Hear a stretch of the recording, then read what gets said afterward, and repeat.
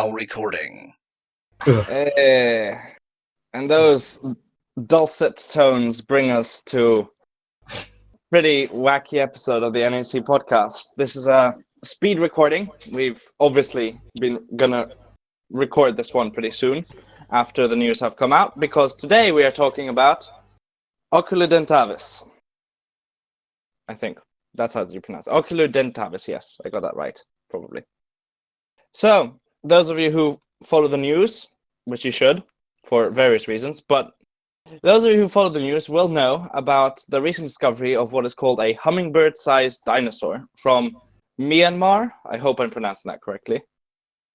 I think that's the correct pronunciation. If not, I apologize. But yeah, the paper was published on Wednesday by Dr. Lida Xing,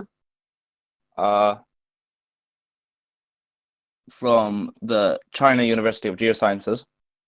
And Lida Xing has published on quite a lot of these kinds of discoveries, namely fossils preserved in Burmese amber from Myanmar, also known as Burma. So I'll just share a picture of the discovery here. We'll be trying to get through this one fairly quickly because we've got a lot to cover. And the main reason we're actually making this episode, I think, is less to cover the discovery, more to discover the many responses it has already gotten. Yeah, that was an interesting 3 days so far. God damn. Yep. So here's the picture. So as you can see, it's the head of a very small animal. Ichthyosaur. I'm sorry. We'll get to that bit later. No, it's not an ichthyosaur. We'll just disclaimer that right now. It's a trypanosaur. That is... Stop spoiling things. So that is the head of what was described as a small bird. And how small? That scale bar is 5 millimeters. So the entire head would have been 1.4 centimeters. It would comfortably fit in your hand. Yeah, easily. I mean, yeah, the animal would fit. It would fit on your thumb easily, the head. And what's more, it appears adult because the skull is fully fused. The bones in the skull are fully fused. So this would make it one of the smallest dinosaurs ever. It rivals the bee hummingbird in size. In fact, the skull is shorter than a bee hummingbird's, but obviously that's because the bee hummingbird has that really long snoot. Snoop. Yes. So it was incredible. Everyone got their minds blown, including Naish and Gabriel Guetta, who tweeted about it earlier, just to get the hype up. Yeah. It was definitely more hype than the Scottish stegosaur footprints, if you ask me. Yeah. Oh, absolutely. It's not just stegosaur footprints, it's various different, but it will only be remembered as stegosaur footprints because of that one thing that because of how Brazzati teased it. So, not much integument has been preserved, just a bit of skin around, I think, the neck or around the head. Well, obviously around the head, that goes without saying. But apparently, the authors argue that it was in a state of decay before being covered by the sap. The phylogeny. Shall I share the phylogenetic tree? Might as well. I mean, we're going for it, so... Where is it? Where was that chart with all the different skull sizes? There it is.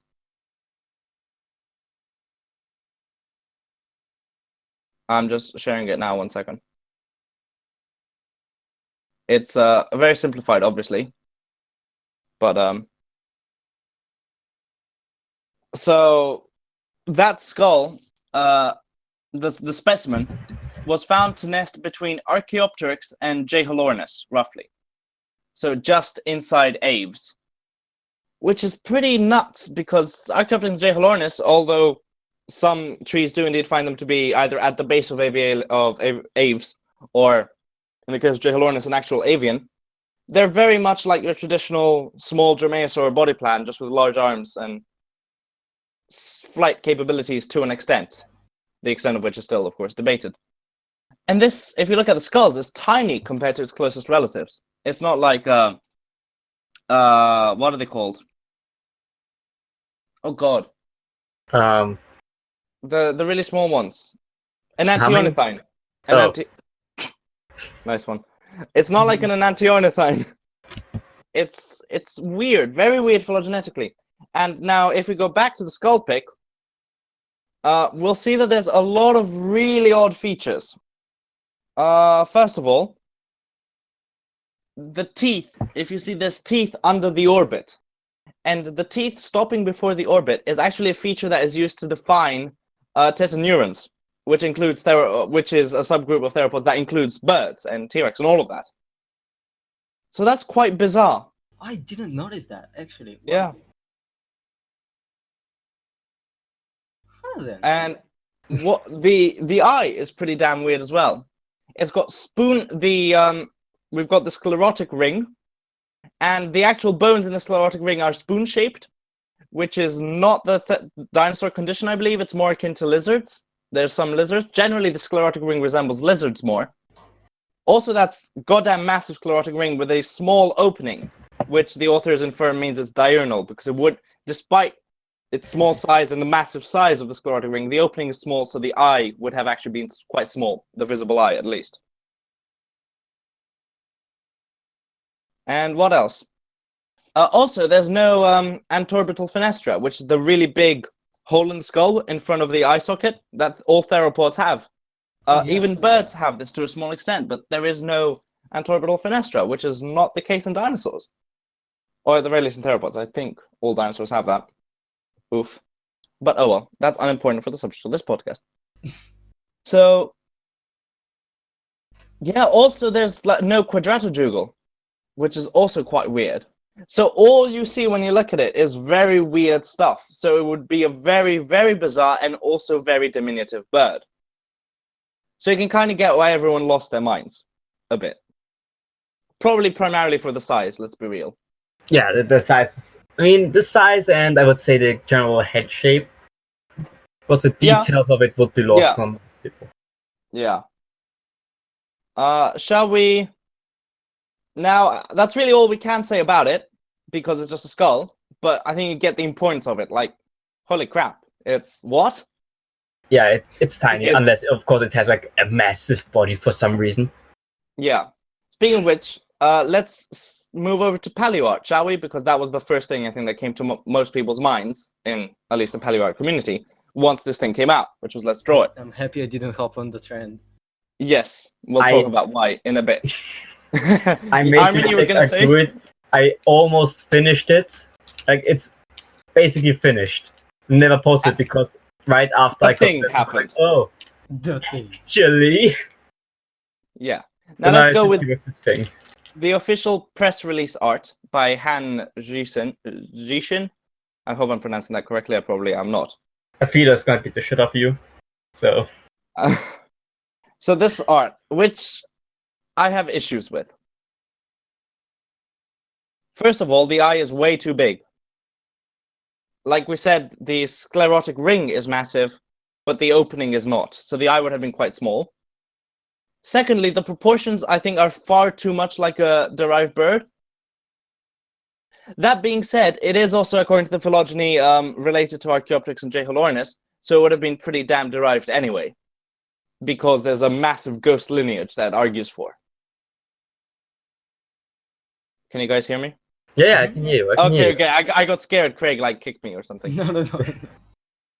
But actually, not that massive of a time difference. Jeholornis is, I just checked, early Cretaceous, so 120 million years ago. So actually, just 20 million year difference from Jeholornis. So I don't know. I think the legs are too small.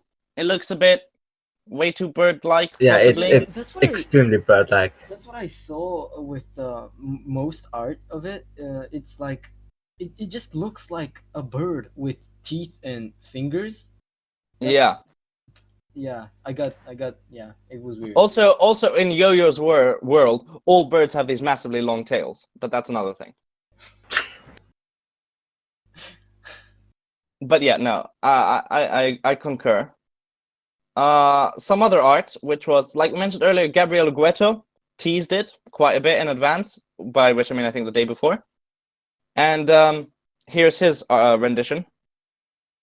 Agueto does even more bird-like. Like, this is straight up a modern bird with a tail. Yeah, but I do prefer his because I think the proportions are the same. Even if the finishing touches with like the feathers are far more like derived, but the legs are certainly better. Yes, the legs are certainly better, and the eye is smaller. I think it's not popping out. The head, it looks adorable. Yes, that's an emoji right there, an emoticon. No, Huh?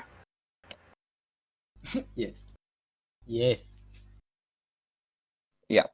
So that was Agueto's art, and now we have to give a shout out, I think, to Joshua Knoop, who obviously does Paleostream, as we all know, who managed to draw it life size. Yeah.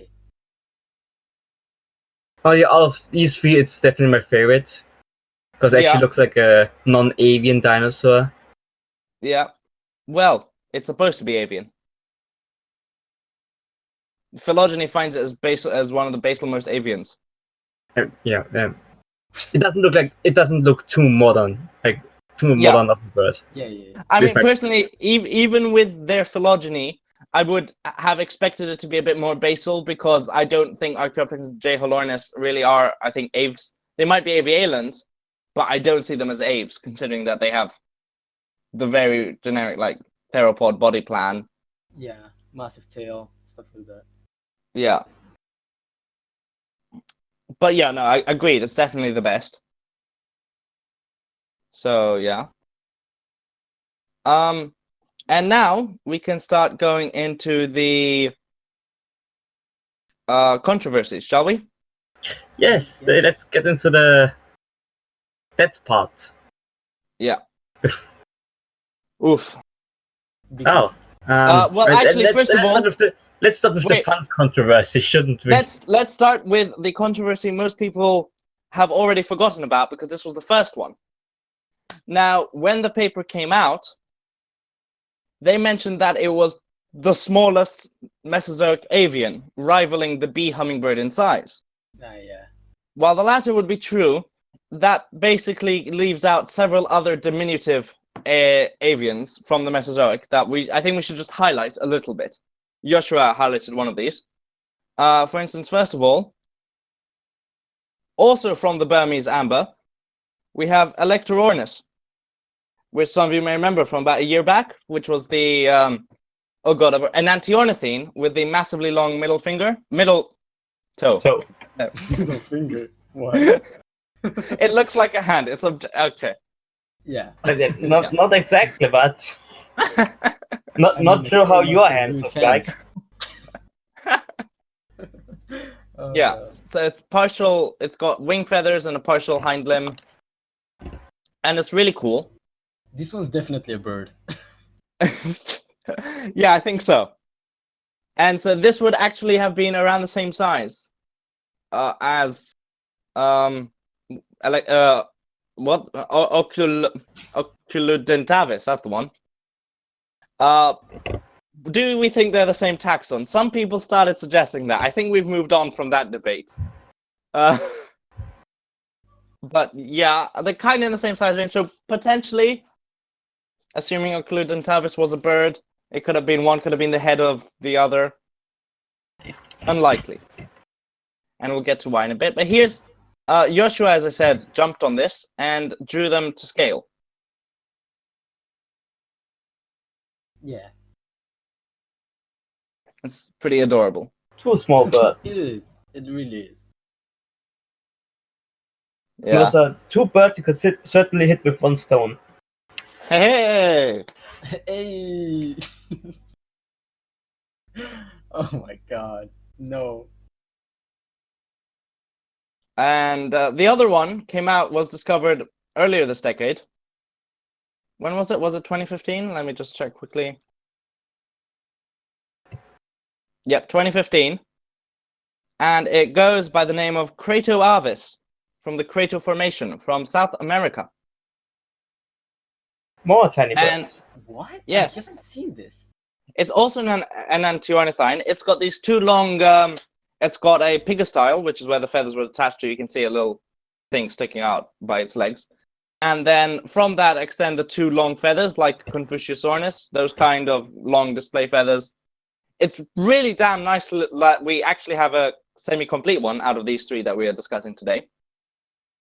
It's pretty cool. It's also the amber one. That's nice. Sorry?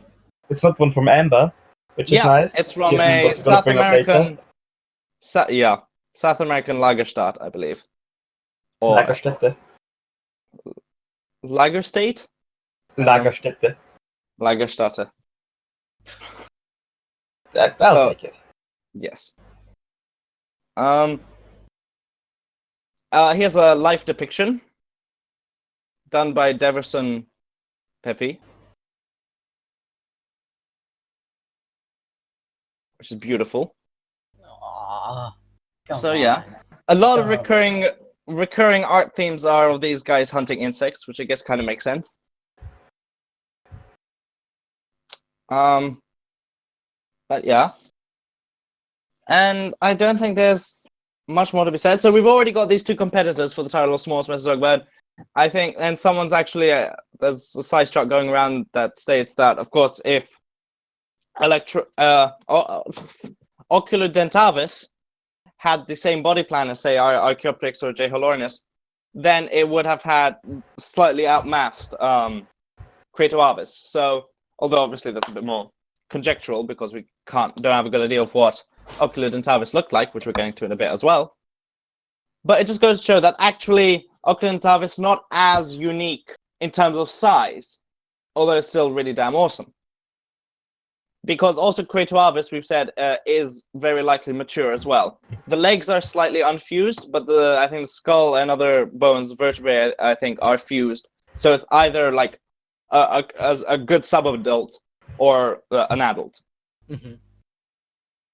And so now we move on back to Oculudentavis. I'll reshare the skull because we'll be talking about the skull since that's all there is. Okay. And those of you who were paying attention earlier, as you should have been, will remember that it's very, very not bird-like, or even not dinosaur-like, some might say. In fact, the analogies I drew the most with were lizards. I think, did it even take a full 24 hours for people to start suggesting that what we actually have is just this narrow-snouted lizard? I don't think, no. No, I think it was even like the evening of the same day. Some people started suggesting Drepanosaur because they have like famously bird-like skulls, Avicranium being one example, although that one is, I think, toothless. You drew that one. Yeah, Avicranium is the most prominent example. Megalanchosaur is a little bit less, so it's mostly Avicranium, and again, it has no teeth. And also that would be an insane ghost lineage because Drepanosaurs didn't make it past the Triassic. Am I correct? Yeah. So yeah, but we had the first proper, I think, like quote unquote published, like actually beyond like tweets and early arguments, response to this arguing for lizard-like variation was by Mickey Mortimer. I was quite interested to see what Mickey Mortimer would think of it, since she did the phylogeny of, she did the whole phylogenetic tree that came with the Laurie paper, if you remember when we did our episode on that. So she's quite prominent, and especially since this was argued to be avian, it's right up her alley. And she argues that's actually probably a lizard. It lacks a lot of defining dinosaur features, and the lack of antorbital fenestra, the sclerotic ring shape, and the teeth going under the Orbit, yeah, along with a slew of other features as well. And then the second whammy came earlier today. For context, we are recording this on the 13th, which is it 2 days? It's 2 days after Oculudentavis, right? Yeah. I think so, yeah.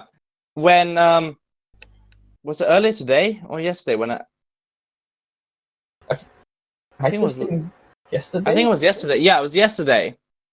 When Andrea Cow, the other big phylogeny guy, argued that actually it's probably not a dinosaur, and it's probably some form of reptile, to use the loose umbrella term.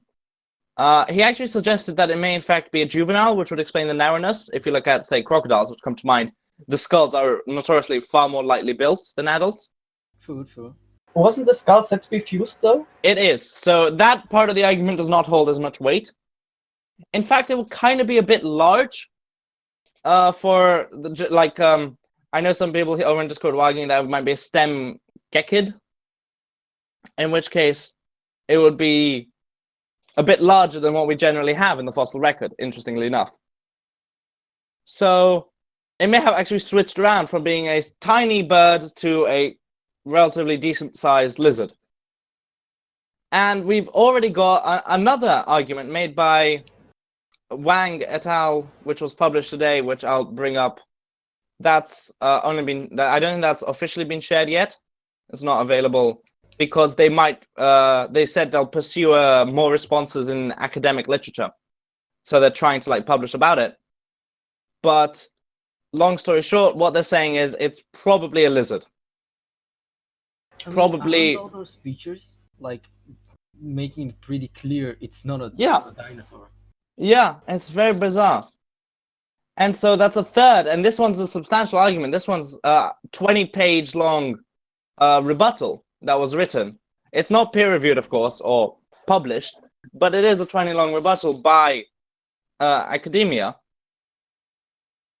about it. And what I find most interesting as well is that they also point out, although this is not, of course, to imply any ulterior motives or any deliberate manipulation or misinformation by Li Dexing et al., of course, that if it had been described as a lizard, would it have been published in the first place? Because this was published in Nature, and they notoriously have a bit of a bias in terms of what journals they publish.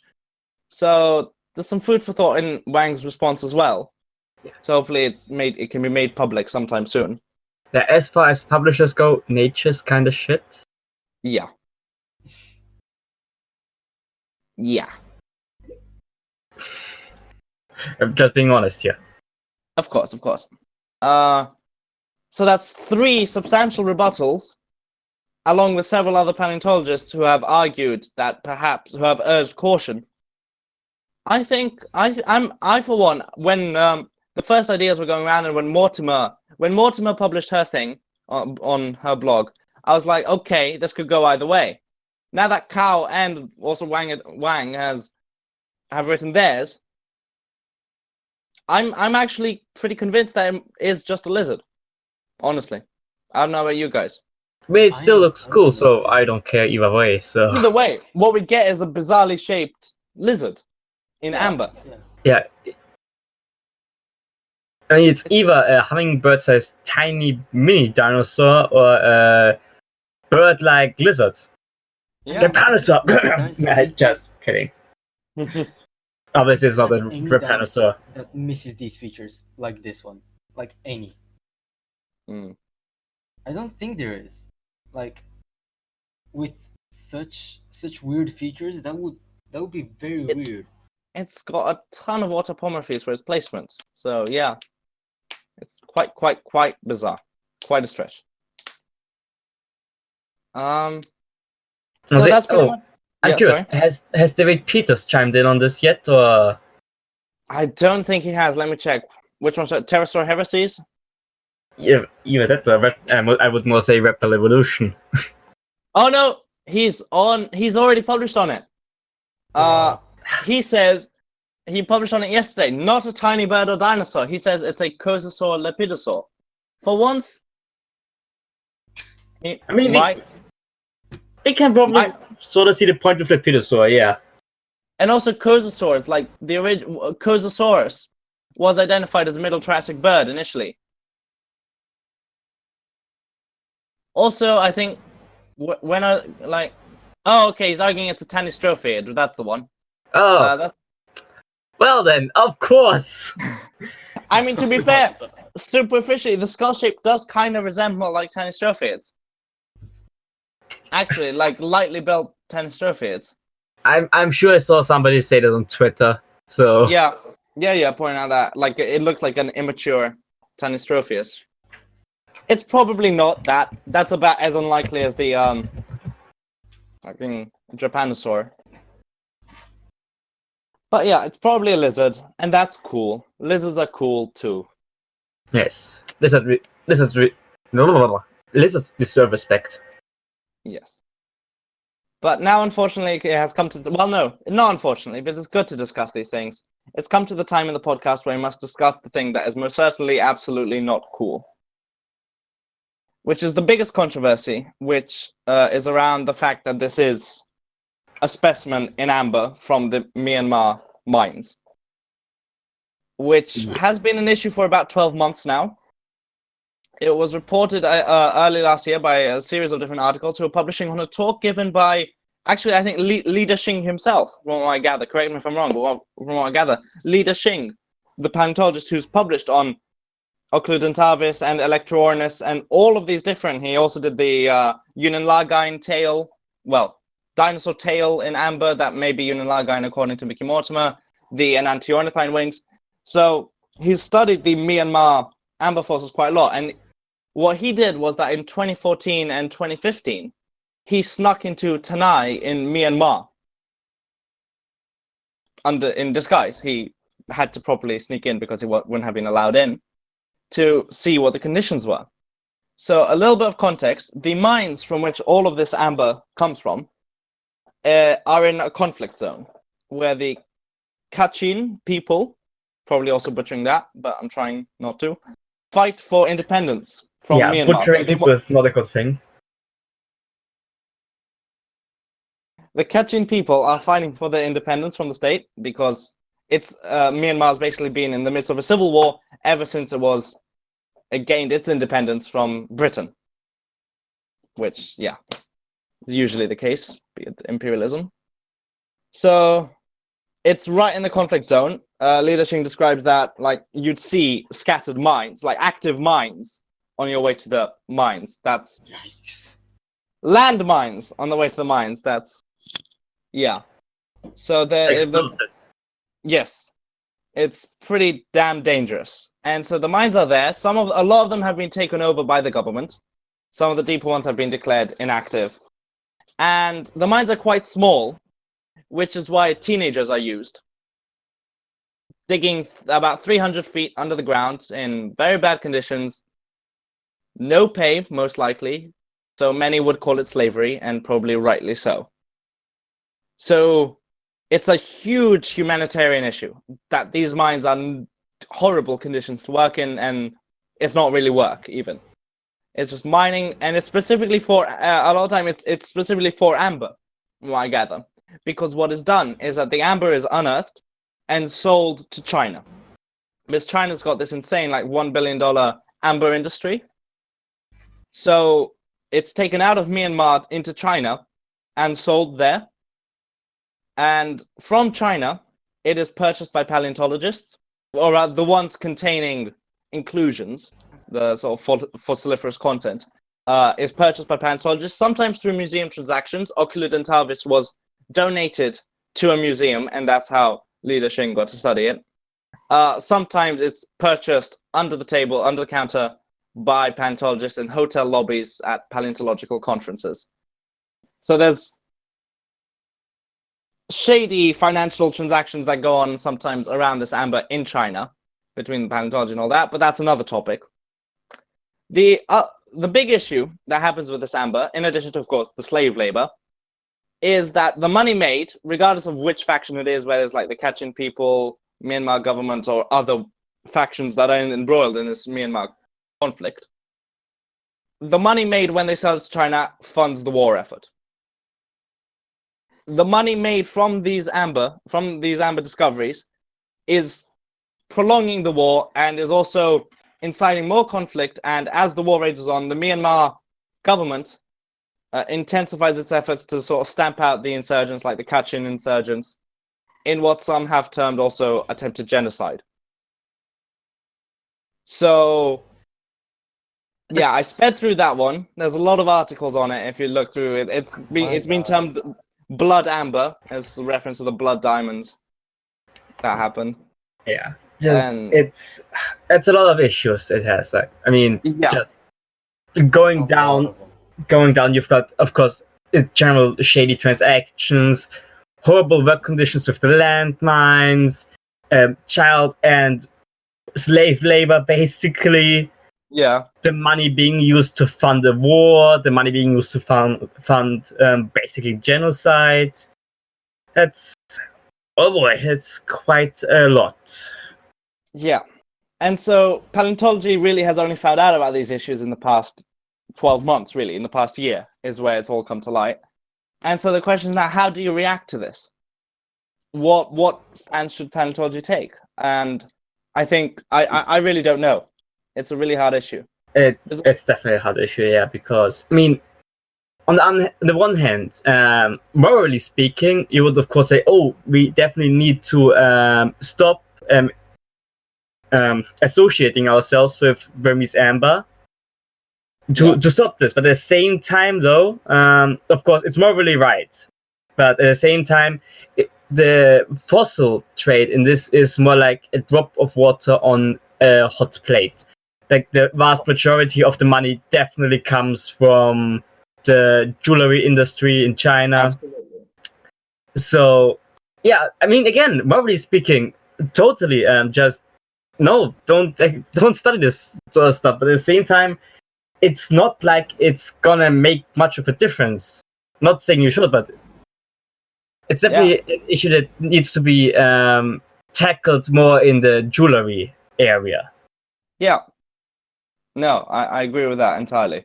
Yeah. It also needs to be said that if it weren't for paleontology, this issue wouldn't have come up in the first place. Otherwise, we would have just continued to be blissfully unaware of it. Yeah. I mean, either way, no matter which action is taken, action does need to be taken about this. Oh, definitely. Yeah. In whatever ways we can. But another alternative would perhaps be limiting, at least for now, the study of these specimens to ones acquired, say, that have already been acquired, and just stop buying future specimens. Because there are enough collections. I know Li Xing has like an insane collection already of all this stuff. Yeah, that's, I would say, one of the more appropriate reactions to it. Because, say what you want, the damage has been done. All we can do is try to not do as much damage in the future. Yeah. Yes. That is true. But yeah. And it's good that this is being talked about. I think one of the biggest responses actually to Oculudentavis, in addition to, of course, the people pointing out that it might be a lizard, are people like Mark Whitten commenting on this issue. He recently made a blog post about it. Darren Naish updated his initial blog post to include all of these as well. So no, it's good that's being talked about as well. Yeah. That's the first step. I mean, of course, obviously preferable thing to happen would be, of course, if these conditions would stop. But given that it's a civil war region in an Asian country, God knows how long this will continue this way. It's the longest civil war in history as well. It's been going on since the 60s, with I think just one hiatus. So yeah. In paleontology, you can't really do anything about it. So. Yeah, but there's small stuff we could do, and I think that's where the question lies: where are the choices to be made? Yeah. Well. It's quite the slippery slope. Yeah. No, it's definitely it's a big issue, and yeah, we should talk about it. Yeah. Generally.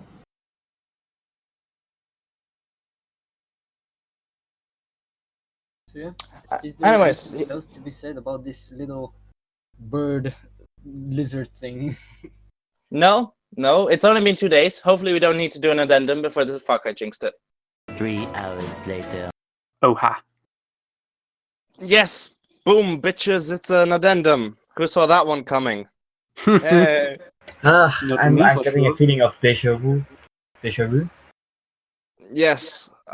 So we're back, obviously, and we're also joined by a surprise guest, Joshua. Yep.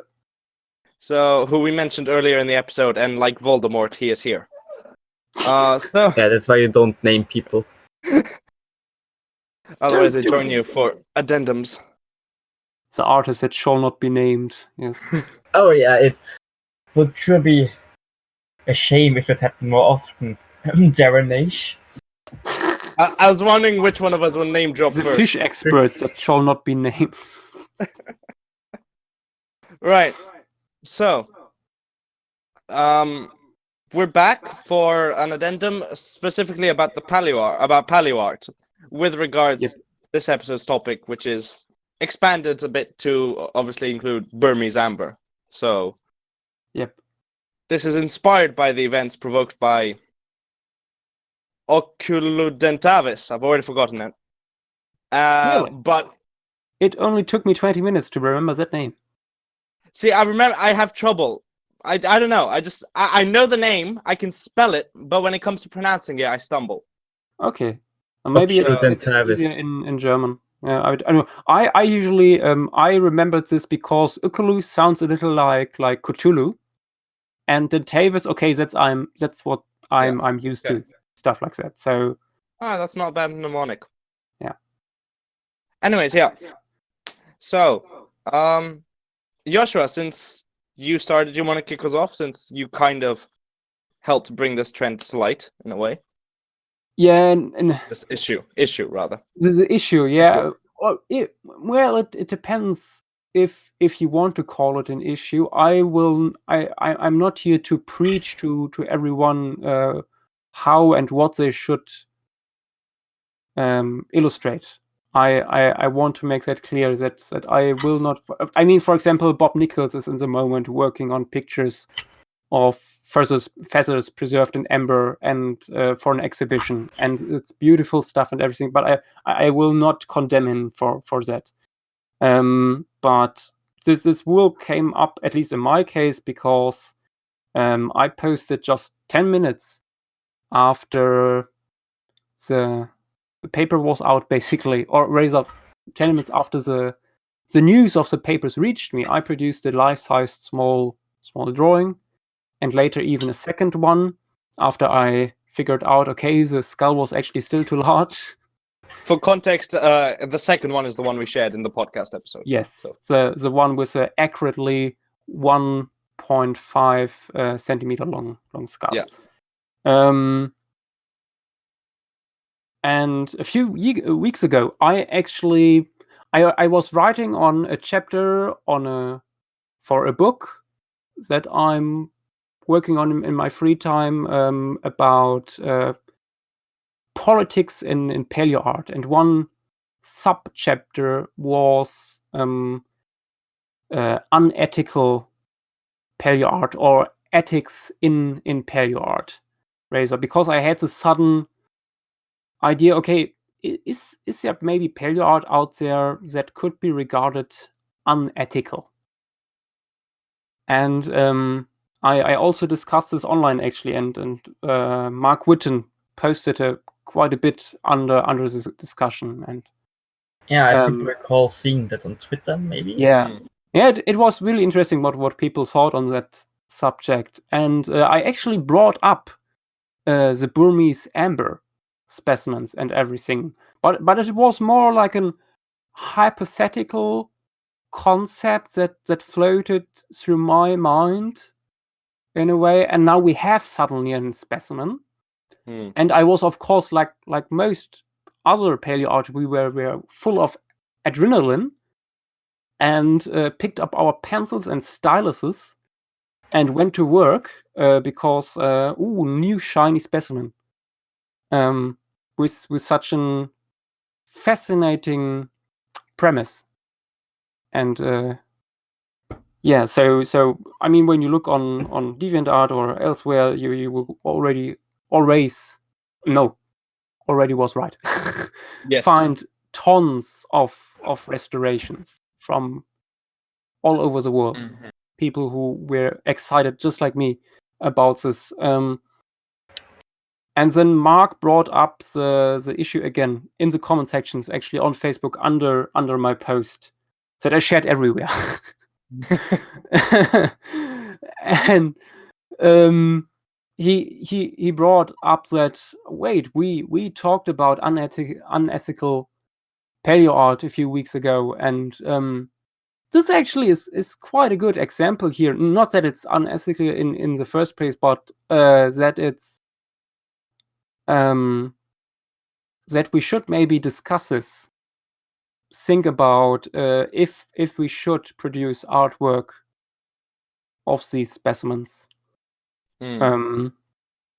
I think you guys probably bring that up already in your main podcast, the unethical conditions under which the quite detailed. So and that the stuff is usually bought in from the Chinese market, everything. Yeah. So it's quite a bit shady, even if it doesn't come completely from the direct people in Myanmar. Yeah. And of course, in a way, we promote the fossils and therefore the fossil dealers and their shady practice by producing art of these specimens. Yeah. If we want it or not. And that's why I, after realizing it, a few hours after I made these pictures, I already had a little bit.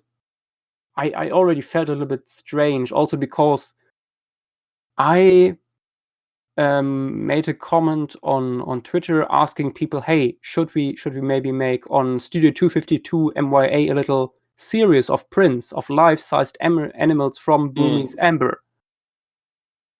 And of course, that's basically making blood, making money with blood diamonds in the world of paleo art. Yeah. In a way, when you think about it for too long. Yeah. Making blood with making money again. Me and speaking today, making money with blood diamonds in proxy. Anyway. Yeah. And so I 1.5 hours ago, I think I wrote on Facebook that I will step back from illustrating any specimens from these localities at all, at least until the working conditions get better and the money does no longer flow into genocide and war. Yeah. So that's that. Again, I don't want people to necessarily follow me, or I don't want people to shame for illustrating these animals. At the end of the day, of course, what we do as paleo artists is just a small amount compared to what fossil dealers do and the people who basically have produced these slave-like conditions in these mines. But still, I think just out of protest or consideration for the victims of this, at least I will stop doing that. And I made it this final so that I will think twice about doing this again. And I made it public so that I will be reminded in case my pencil slips again. Yeah. Yeah. That's basically my thoughts on this topic. Yeah. No, I'm inclined to agree with you on this. I think it makes sense. I do think like paleo art can be quite powerful. Not obviously, like you said, it's just a drop in the water, but it still has its weight. Yeah. And we should also not underestimate the power of pictures. I mean, the specimens themselves usually tell the story of the fossil in it quite well. I mean, there were quite a few papers on these specimens where no paleo art commission was actually commissioned because the fossils are so good, you don't need a reconstruction to see what's going on there. Yeah. But of course, they still help to popularize these specimens. Absolutely. especially when we produce artworks beyond the scope of the press release, because that makes the image stick Yeah.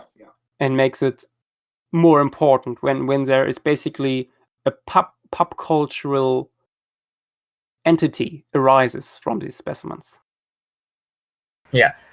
Well, yeah, paleoart definitely can be powerful in that sense because it does give certain animals a